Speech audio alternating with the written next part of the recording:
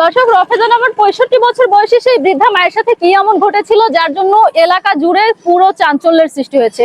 চলুন সরাসরি একটু জানার চেষ্টা করছি তার আত্মীয় স্বজন, এবং এই মুহূর্তে আমি অবস্থান করছি ঘটনাস্থলে। আমি যতটুকু জানতে পেরেছি এখানে প্রশাসন উপস্থিত হয়েছেন এবং তাদের কার্যক্রম তারা অব্যাহত রেখেছে। আমরা স্বজনদের কাছ থেকে জানার চেষ্টা করছি আসলে ঘটনাটি কি ঘটেছিল, 65 বছর বয়সে কেন একজন বৃদ্ধা মা এই ধরনের একটা কঠিন সিদ্ধান্ত নিল, এটি মূলত আপনাদের সামনে তুলে ধরার চেষ্টা করছি। আসলে এই ঘটনার বিস্তারিত তথ্য আমরা জানার চেষ্টা করছি। আচ্ছা, এখানে কি ঘটেছে? এই যে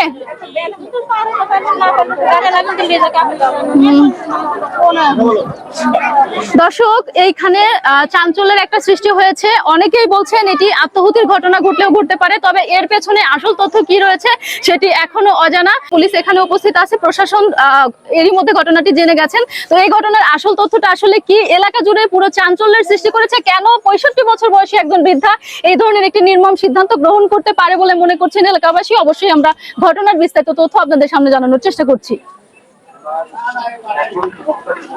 এটা বাড়ি আটকানো, প্রশাসন আছে ভেতরে। আচ্ছা, কি ঘটেছে এখানে আপা?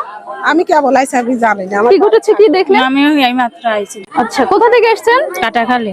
দর্শক, এই জায়গাটিতে এখন উৎসুক জনতার ভিড়। সবাই শুধুমাত্র উৎকণ্ঠা নিয়ে একটি তথ্যই জানতে চাচ্ছে যে আসলে ঘটনাটা কি ঘটেছে। কে বলতে পারবেন আমাদের?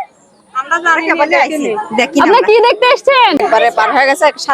দর্শক, কথা হচ্ছে 65 বছর বয়সী একজন বৃদ্ধা মা কেন এই ধরনের নির্মম আর কঠিন সিদ্ধান্ত গ্রহণ করেছে, এইটাই হচ্ছে সমাজ জুড়ে প্রত্যেকটা মানুষের কাছে প্রশ্ন। তবে এই ঘটনার অন্তরালে আদৌ আত্মহত্যার ঘটনা রয়েছে নাকি অন্য কোনো ঘটনা থাকলেও থাকতে পারে বলে মনে করছেন এলাকাবাসী, সেটাই মূলত দেখার বিষয়। দেখেন, এরই মধ্যে এলাকা সহ স্বজনরা সবাই, হাজার হাজার মানুষ ভিড় জমিয়েছে নিহত সেই রফেজাকে দেখার জন্য। 65 বছর বয়সী রফেজার আসলে কি ঘটেছিল এটি মূলত দেখার জন্য। এটি হচ্ছে পাবনা জেলার চাটমোহর উপজেলা। দর্শক, এমন একটি চাঞ্চল্যকর ঘটনা আসলে কেউই মেনে নিতে পারছে না। আর এই ঘটনার সত্য তথ্য জানানোর জন্য মূলত আমরা এখানে উপস্থিত হয়েছি।